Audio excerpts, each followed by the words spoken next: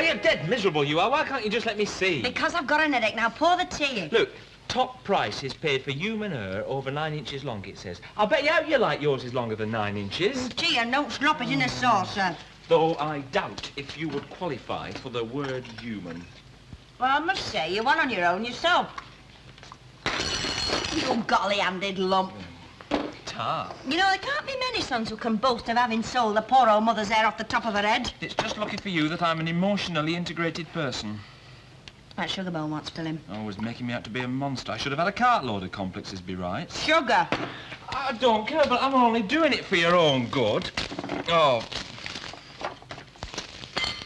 You can just get a brush and brush that lot up. I thought you'd look cute, you know, with a short hairstyle, and you can't deny that you've been eating the lolly. Brush. Oh, sugar, brush. It's like the flipping army round here. Reach me, carry me, fetch me. Fred Carno's army. And don't go sweeping it under the mat. Anyway, I gave up wanting to look cute when I stopped wearing flitting knickers and bows in my hair. You missed a bit of ash there, down by the chair there.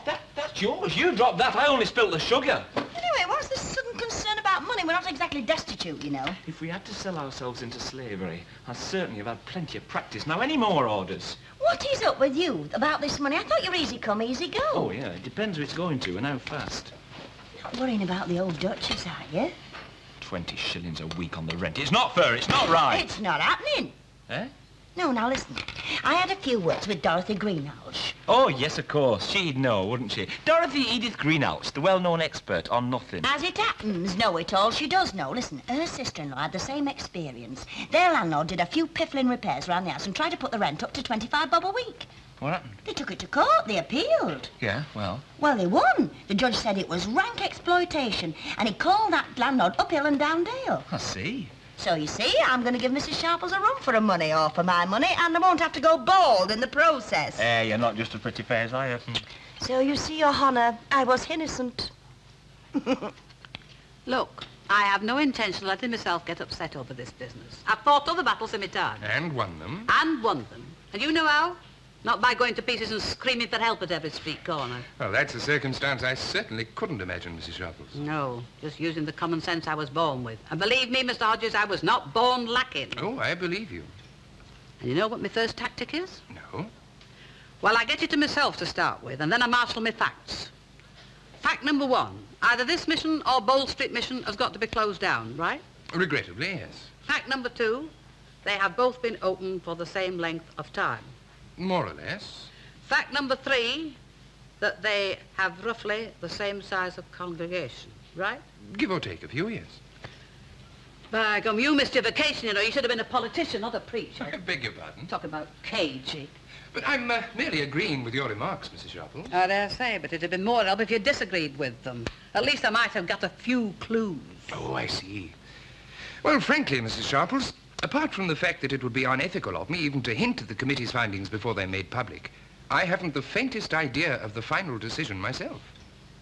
Smooth as a baby's bottom. Now, believe me, Mrs. Sharples, I understand your position and I sympathize. But equally, you must understand mine. Don't worry.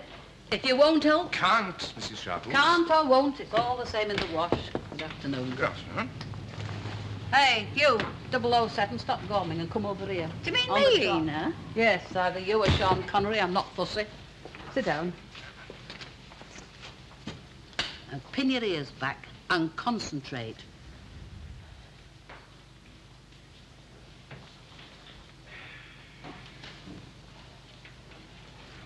I hope it'll be all right. It's only an eggy, cheesy thing, but it's ever so tasty. Ah, yes. I've fallen for it already, darling. Because I thought you'd like your more substantial meal tonight. I've got a lovely bit of steak and onions braising.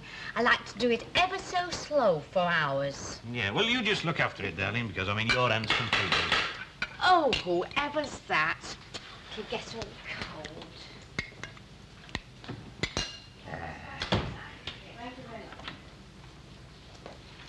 He's just having his meal. Well, it's all right, love. I'll not give him indigestion. Mrs. Get Mrs. Tanner a chair, will you? Belting nosh this, darling. Evidently. Dig in. No, I've just had mine. Anyway, it's ever so fattening. So? So you're getting on all right, are you? Oh, I'm sorry you don't like words like that, do you? Words like what? Nosh and filthy things like that. You use whatever words you like, my love. After all, it's absolutely no concern of mine, is it? Ah, you're dead right there, aren't you? Yeah. How about a cup of chai then, love? It's ready brewed. Could you manage a vanilla slice with it? I've got an apple pie doing for after your tea, but it won't be ready for a while yet. Oh, you can't whack it, can you? Would you like one? That's if it's no trouble to you. Oh, well, I'll just fetch a spot more milk. I see this isn't just a social call, then? No, it's my afternoon off. Bully for you. I was thinking of going into town doing some shopping.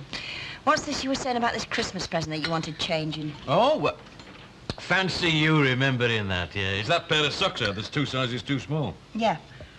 Yeah. Miss Nugent changed them for me 2 weeks ago. I see. So you fixed up then, are you? Aye. Oh, excuse me, Mr. Fairclough. I hope I'm not interrupting. Ah, of course not, love, no.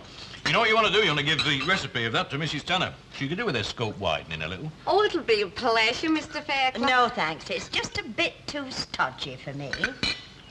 Mr. F, I was wondering about a vegetable for tonight. Do you like spinach? Well, I think I'll be going. I've got 1 or 2 things to do. So you're nicely fixed up then, are you? It's a double. Right. Oh, and by the way, love, I wouldn't give him spinach if I were you. It gives him wind. Look, you can see for yourself. It is a trifle snug. Snug? It's like a blooming straitjacket. You'll have to take it back. Oh, but Jack, love, it was such a bargain. 35 shillings from 59 and 11. I don't care if they was giving them away free. It doesn't fit. Look, love, perhaps if I washed it, it would stretch just a little here on the... More like it'd shrink to nothing, and then you'd have 35 bob down the drain altogether. Excuse me, you haven't had any news like, you know, what I asked you? Just a minute, will you, while I get this on? Oh, talk about a blooming stranglehold. Why do women always fall for these things? Oh, my missus, you know, just the same. Can't resist a bargain. Oh, aye. See, the trouble is, Jack, love, they won't change sales goods. Half a mile, did it, lad? You'd think it grew on trees, wouldn't you? So you haven't had any news then, I take it? No, I'm sorry to say, lad. Now, But, Jack, just take this into the back room, will you, love? Oh, very well, Jack. You'll keep a lookout for her, won't you? Dark hair, remember? Shortish, slightly built, fair cook and all.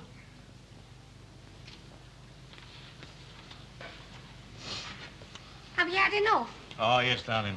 I've had enough to last me till tea time. Hey, by the way, Yes. we'll have that spinach.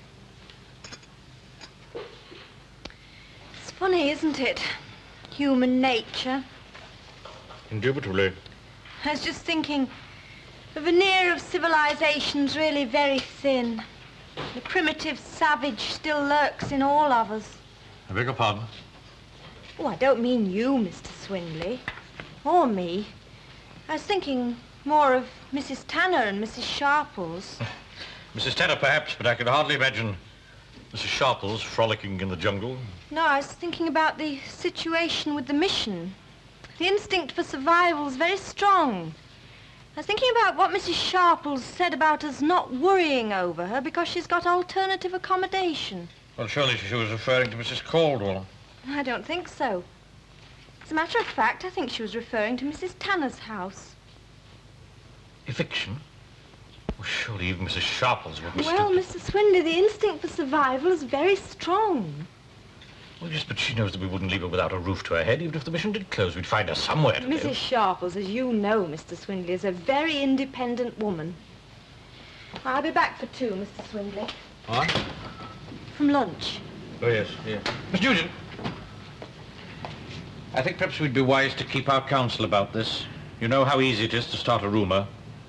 Perhaps a very ugly rumour. Oh, yes, of course, Mr. Swindley.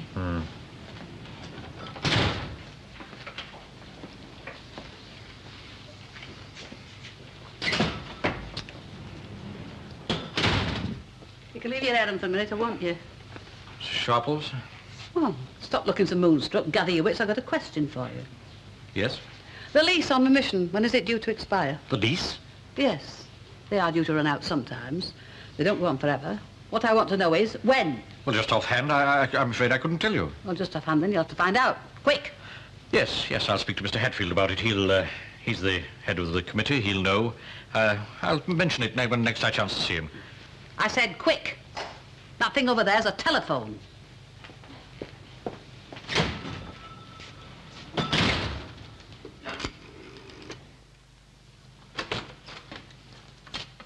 Why do they always come off just as you're going out? What do? Buttons. Oh, and by the way, the scissors have gone missing again. In my bedroom. Is that where you found them? I cut my toenails, if you don't mind. Why don't you enter put things where you find them? Right, well, I put them back under that pile of old stockings on your bedroom floor, because that's where I found them. Right, I'm going out. If you get back before I do, the tea's in there. You can get started. There's a few hundred things of mine what's going on. Them I'm gallivanting round town. Ah, what a shame. Cotton. Needle. There. You can sew them on yourself. You would have thought he'd been glad to get rid. Who? He thought he'd be celebrating instead of looking for her. What does she want? He want her for any road. She probably only nags him to death. How do you know? All women are the same. You've all got a built-in nagging device. I can't get this threaded. Who are we talking about, love? This chap at Rovers, his wife slung her out. Oh, did he say what her name was? Oh, no, just like in Jack Walker had he seen out of her. Did he say what she was like? Well, sort of shortish, dark hair with a bit on slight side. He said she were a good cook. That's probably the only reason he wants her. And short hair, slight side, could cook.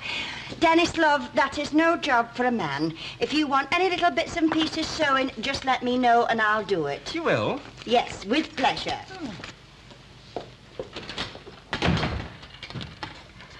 Go on. How many did they get at a meeting, did she say? I'll swallow me humbug, Ena. Oh, take it out. Oh, I can't. It's not nice. Look, here's its bit of paper. Go on, nobody's looking. You can finish it later. She gave it me. She gave me a couple. What, her from Bowl Street? She'd have put cyanide in it if she'd an inkling you'd come from me. Oh, I don't think she had, Ena. She's quite a friendly person, really, you know. Cheerful. Cheerful, is she? She said that she didn't think anybody had any cause to complain about the size of the attendances. They've been getting better these last few Sundays. She reckons that it might have something to do with the new cushions she made for the chairs. She says there was a bit hard before. I thought they went for the salvation of their souls, not bottoms. Cheerful, eh? Yes, Ena. Ena, can I put my humbug back now? They're piazza potty. It's a load of codswallop, if you ask me. Yeah, well, I don't agree with you at all. Can you see us sitting out in the town there, kidding ourselves on the gay Riviera? No, I'm very pleasant to be and all, watching the world go by. And getting new money all the time, too. I say leave things as they are. What do you say, mate? You know, if you had your way, we'd still have gaslight in its streets. Aye, and cobblestones. And we'd keep the women in clogs and shawls. Aye, that's a thought, eh? I bet they didn't moan that they haven't got a thing to wear to them days, eh? They'd only got but one frock. Well, they could only wear one at once. Well, that's what I'm always telling her. You know, I don't know what blokes like you get married at all for. You don't appreciate good wives, none of you. Well, you treat dumb animals better than you treat your wives. Oh, well, that depends on the animal. I mean, it was a nice little 3-year-old. Hey, do you think I could swap our Hilda for a Derby winner? Mr. Swindley, how nice. Mrs. Walker, can you tell me, is Mrs. Sharples inside? Only I'm rather pushed for time. Miss Newton's out at lunch and the shop is temporarily closed. Yes, of course. Mrs. Sharples, Mr. Swindley for you. Would you like to go through, Mr. Thank Swindley? you. Well, I suppose Mohammed can come to the mountain once in a way. Well, I'm afraid it's... Will you have another, mate? No, thanks. No, I'd best be getting off. Hey, going back to work or something? Aye, back to work, I suppose. Well, what are you doing, travelling? No, I work on the buildings, a steel erector. Oh, on this new estate? Well, up on that block of flats, you know, up at the back of them there. Oh, Have a drink before you go, Mr. Swindley. No, thank you, Mr. Walker. I must get back to the shop. right, well, at least we know where we stand. Where, Ena? The lease on my mission runs out in April. April, Swindley's just told us. Oh, no. Oh, yes. So what with that and your report from cheerful Madam Cushions at Bold Street, it's only too plain where the axe is going to fall. See you, mate. Right, cheerio then. Tell him, out, I'll let you know. Keep your pecker up, will you? Yeah, cheers. Excuse me, Mr. Oh, Gee's my name, Harry Gee. Mrs. No, I don't think you know me, but I think I know you. You are looking for somebody, aren't you? Do you know where she is? Well, I don't believe in interfering between man and wife. Live and let live, that's my motto. Well, as a matter of fact, if you hung me up from that lamppost, I couldn't tell you that she was staying at 15 Maudsley Street. 15?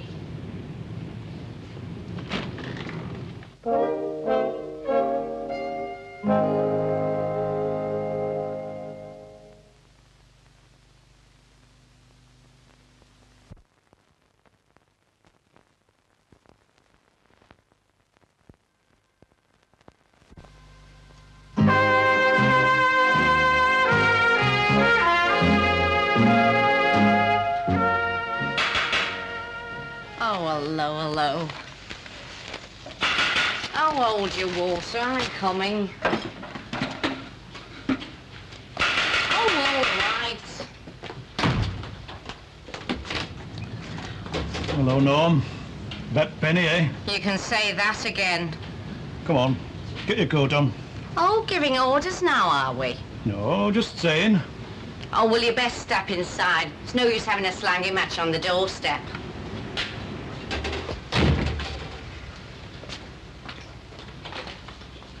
Whose house is this, anyway? Never you mind. You live in here? What's it look like? And I'm not supposed to mind. A fella? A fella and I'm not supposed to mind. Look, I work for him. I'm his housekeeper. Suit you? Like hell it does. Well, what do you know? The human bloodhound strikes again. Didn't take you long this time, did it? No. Oh, I'm getting the knack me now. How many times is it? Not enough. Why do you do it, Norm? Me name's Norma. Norma Irene Wheatley. Name's Gee. Gee, and it has been this last 7 years. You don't have to keep on reminding me. Oh, come on back, Norma. You know you will. Say, please, Norma. Please, Norma. Ah, buzz off. Oh, why do you do it, Norma? I can't Why do I do it? understand you. Why do I do it? I'll tell you why I do it. I do it because... Times Sorry. Oh, my name's Gee. I don't know yours. Fairclough, mate, Len Fairclough. Gee. I'm her husband. Well, flipping stroll on. Oh, I'm sorry I told you an untruth, Mr. F. Honest I am. But if I hadn't told you a widow, you wouldn't have given me the job. And I had to have a roof over me head. She's got a roof over her head. A perfectly good You don't one. know the half of it. Now, listen, Look, don't give me I've my cards. worked Let and me I've stop and I'll slaved. I work never for looked at you. another one. I give it What over. about him? He's no good to me. He never has been. I've suffered. Nobody's Suffered? I've suffered. I've never laid a finger on you. I've never laid a finger on you. Ask her to swear on the Bible. Go on. Ask her to swear Try on and the get Bible. funny with me, mate. If you want to belt someone, try me, but you're not getting her back. Look, I'm not trying to pick a fight with you. You come on with me. Talk to the neighbours. Ask them. This is the umpteenth time she's done this, you know. This is the 4th house I've followed her to. And why? Why? I'll tell you Well, why. if you treat your wife like Sonny, then what do you expect? Why can I? Come on outside, mate. Outside. Go on, You'll get listen out. to it. Just a minute. Off Now, it. you This ring is us my to house and off it. Weatherfield. 00224. Don't listen to him. See, He's we're all telling set lies, for I marrying tell him. you. I've All never set been for to marrying the him. place. He's It was only only making me trouble turning for up me, that Mr. stopped her committing bigamy. You what? You know what you are, Harry G? You a louse. That's what you are, a I louse. thought you said he belted you. Him belt me. Hasn't got the guts to knock the skin off a rice pudding. He's got no brains. He can't work. He can't earn. He's got nothing. I must have been daft to marry you. Me man was right. Shall I go fetch your case, Norm? No, I'll fetch it myself. I must be stark raving mad.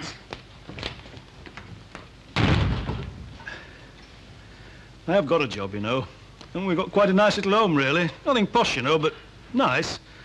Only Norma, Mrs. G, you know, she gets these big ideas. She goes to the pictures a lot, and, well, you know what women are. Yes.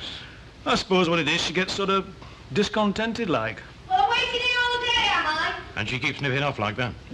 And you keep collecting her. She's my missus. How do you know she was here then? Oh, some woman came in the pub and told me. I expect she must have heard about it. Which woman was this? Oh, I don't know who she was. Not a bad-looking piece. Sort of reddish hair, all shoved up on top. Why, do you know her? Oh, yes, mate, I know her. I know her all right. Well, are you coming? Yes, love, yes. Well, cheerio then. Now, come on, if we're going to move on, we'll catch that. Come on, we'll get back to work. There you are, dear. Take good care of it. It is paid for. Ta. Ta. Goodbye. Bye. It's so sweet. I had a letter from Josie this morning. From, Josie, she's my sister in Nottingham's youngest. She's just Oh, yeah. learning to write. They teach them to read and write by completely different methods these days. It's quite astonishing. Disturbing, I should say. Frankly, I find some of the modern kiddies too precocious by far. Oh, Josie isn't. It was to thank me for my Christmas present. She wrote it all by herself. Ah, Mr. Hodges. Well, I'm glad you could call. Yes, well, I gathered it was urgent from the tone of your message. Quite. Well, in a word, has the committee formulated its decision? No, not yet. Unfortunately, I haven't yet been able to finish my report. Oh, so the outcome depends on you? Well, in a sense, yes. You know, Mr. Swindley, of course I understand your interest, but I don't quite see why you're so My concern in this matter, Mr. Hodges, if I may say so, has gone above and beyond the call of duty. Willy-nilly, I find myself in the role of humanitarianist. What Mr. Swindley means is that if Mrs. Sharples gets thrown out, she'll throw Mrs. Tanner out, and then all hell will be let loose. Exactly. I see. Of course, I gathered Mrs. Sharples was concerned. She was probing earlier today. I'd no idea, though, that it was so important. Well, we've already had one battle of the Amazons. In public. In the street. And it took months for the dust to settle. And that was only over a letter. Well, look, naturally, I can't let what you've told me influence my report in any way, or the committee's final decision. But I can promise to let you know their decision the moment it's announced. Is that going to be of any help? I shall be most grateful, whichever way it goes. Oh, I know what they'll all be saying. They'll say I'm being vindictive. They'd far rather hear of somebody doing something wrong than somebody doing something right. You've only need to read your papers. Well, what's going to happen? Who knows? I Well, you don't. can come and stop with me if you like. No. Well, you'd be very welcome. Charlie and Bobby wouldn't mind. Thank you very much, but I've already got 2 homes. This by right of service and number 11 Coronation Street by right of law. I'm not taking charity from no one, least of all it's yours. not charity, it's friendship. All right, well, I've got another word for you, then. Independence, and I've a right to that as well. Well, Mrs. Tanner's lived in that house for years, Ina. It's her home. I know. But you can lift your roots and transplant them a lot easier in her age than you can at mine. It may even do her good. Oh, it's very worrying. Mind you, I don't expect her to lie down on it if I do it. Not Elsie Tanner. Well, what can she do? It is your house. She could take me to court. Oh, Ina, do you think she would? She might. Well, what would you do, though, if you did give her notice and she did take you to court? Let her keep the house. If I get chucked out of here and I make up my mind to go to number 11 Coronation Street, Elsie Tanner can start packing her traps. Because I will go into that court if it comes to that, Minnie, and I'll remind that judge about all the poor old women that are like us and thrown on the scrap heap. I won't even be ashamed to plead me age. Well, I'm glad you've come in because I've got a bit of news for you. You keep your dirty big cake all shut, Squire. Go on, what? Well, you know, you're married to a very ambitious bloke, Mrs. O. What, my Stan? Now, I've warned you. Shut up, Stan. Go on, Mr. Tatler. Well, he's thinking about getting a racehorse. Listen, when your birthday's due, remind me to buy you a dirty grey spoon, will you? A racehorse, Stan? Well, they cost hundreds. Oh, go on, pull the other one. It's got bells on. No, he's not planning on paying any money. He's thinking about doing a swap. Swap? What's he got he could swap? You. It's all very well, Jack, but if he comes in again asking for his wife, we must tell him we must. It's only fair. It's none of our business, love. We can't interfere. If she wants to mizzle off, that's her affair. I might remind you, Jack, that if a certain very kind gentleman hadn't interfered by phoning you my whereabouts at that hotel, I might not be with you now. We've only got him to thank. Aye. Aye. Didn't think we'd see your ugly fizog here tonight. Oh, why not? We thought you might be at home enjoying your own comforts.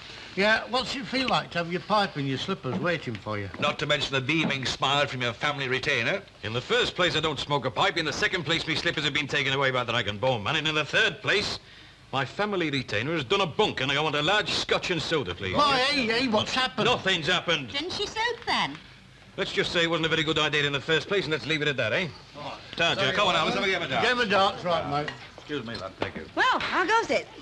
You should know. Me? Yeah, don't trip over that big nose of yours, now will you, though? Ah, he's a lovely fellow. I lay awake at night dreaming what a lovely fellow If you he think is. your flattery will get you anywhere, it won't. Flattery? Me? Oh, Elsie, Yeah. what have you done?